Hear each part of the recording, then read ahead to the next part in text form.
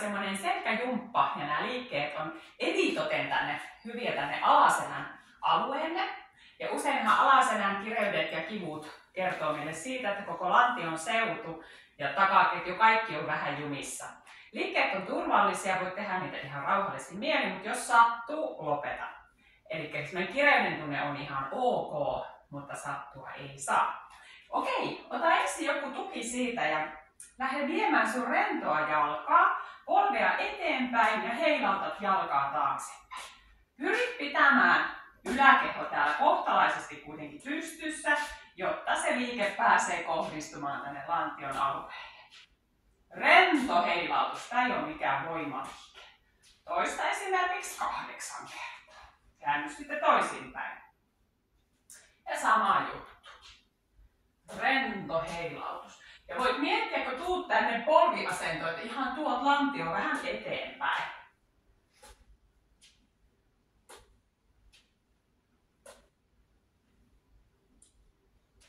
Yes.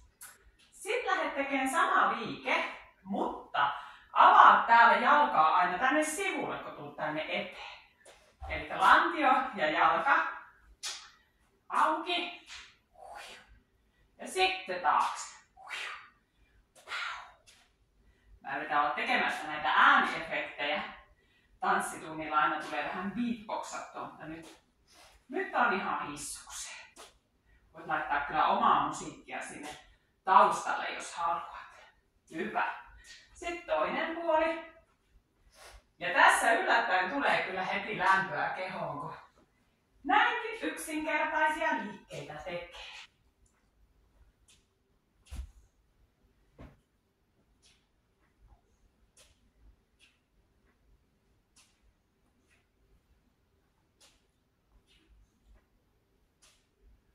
Hyvä.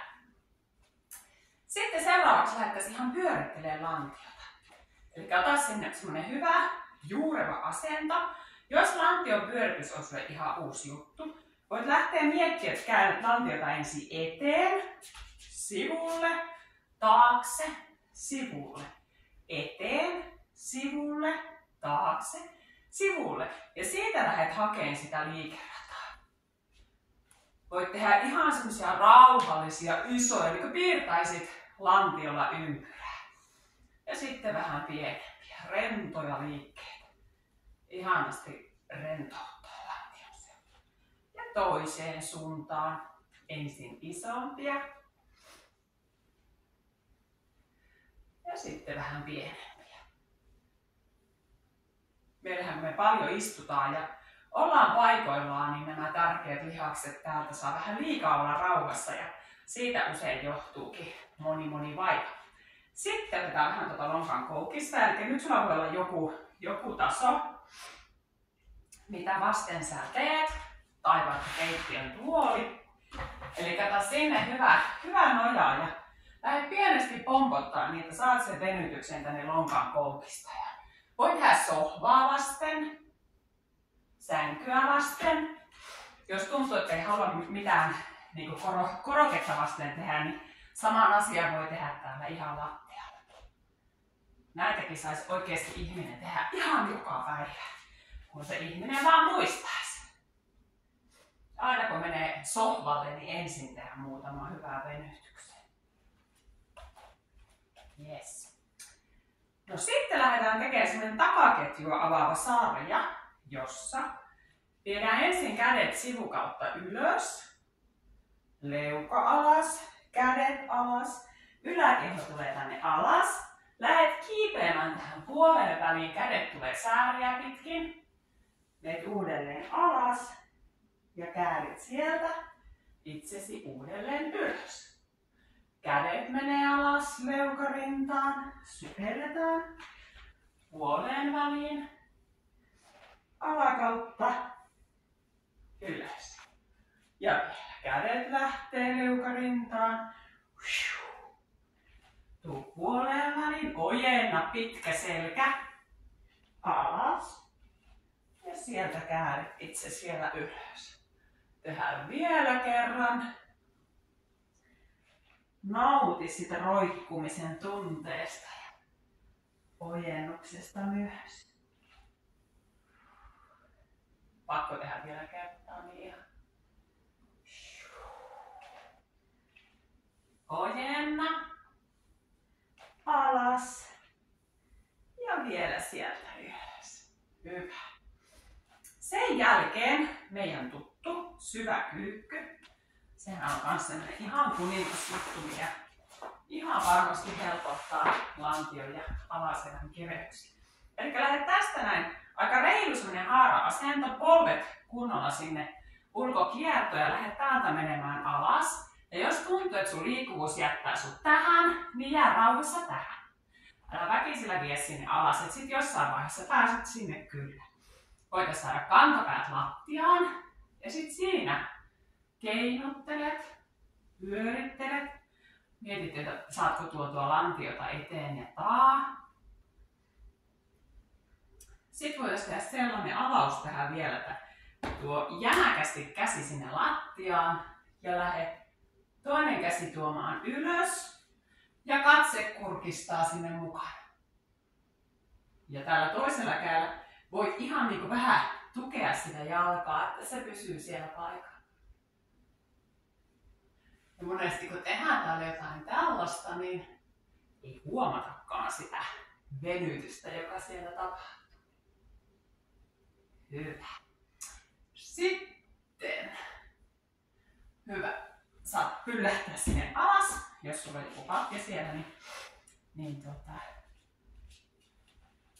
se helpottaa tietysti olotilaa. Eli nyt otat semmoisen hyvän tuen sieltä takaa ja lähdet viemään polvia samaan suuntaan. Tosi rauhallisesti, hallitusti. Kiirettä ei ole. Ja jos tuntuu, että ai että kun mä menen tähän asentoon, niin mikä ihana tunne täällä on, niin nauti siitä. Pysyt siellä.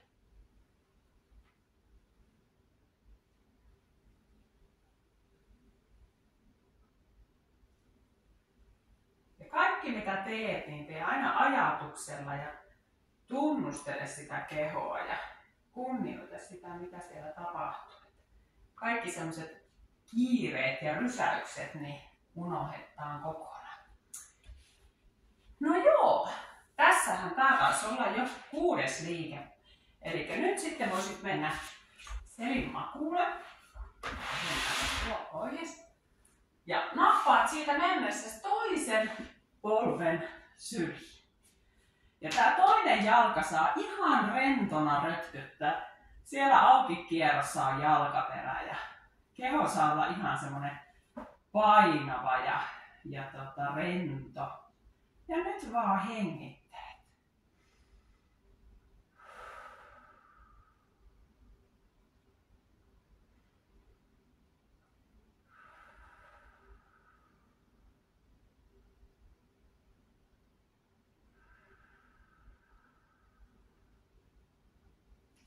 Hyvä, vaihe sitten toinen polvi.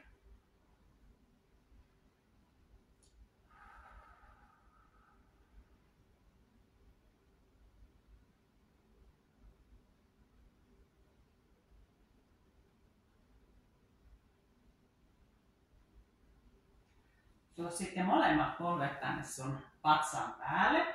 Tartu polvista kiinni. Ja lähde pyörittämään sun polvilla semmoista ympyrää. Sä voit välillä tehdä isompia ja välillä pienempiä. Ja huomaat tässä, että okei, ai että aika ihana hieronta omalle alaselälle. Eli tämähän ei ole niin hyvä liike sillä sängyssä tehtäväksi, mutta just kun vähän kovempi alusta matolla tai jumppamatolla, niin tuntuu tosi mukavalta. Sitten voitaisiin vielä avata, eli tuo jalat tuonne ylös. Anna polvien tipahtaa ja nappaa kiinni täältä kantapäistä, jos se tuntuu liian suurelta venytykseltä, niin voit napata kiinni täältä jaloista. Ja keinuttele lantiota puolelta toiseen. Iloisen lapsen asento.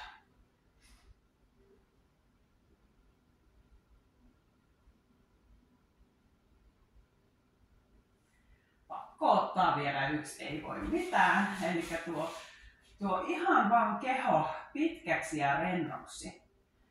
Ja nyt jos sä saat sun kehon rennoksi, niin sä huomaat, että tässä jo tulee todella kiva venytys tänne ihan tässä asennossa. Kun vain oot ja maltat olla ja hengitä.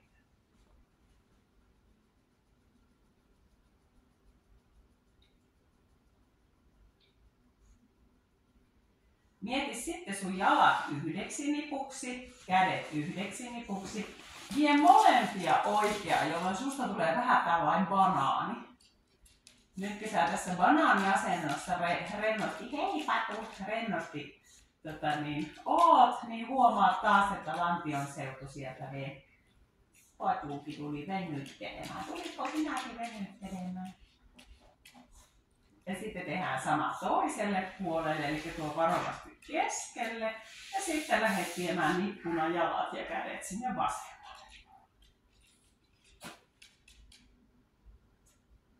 Ja hengitä rauhassa. Anna keho vettä. Ai Pätkö, pesikö yksittämään? Pesikö sinua yksittämään?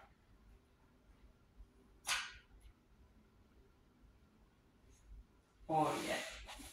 Sitten kuulkaa vain tekemään ja tehty liike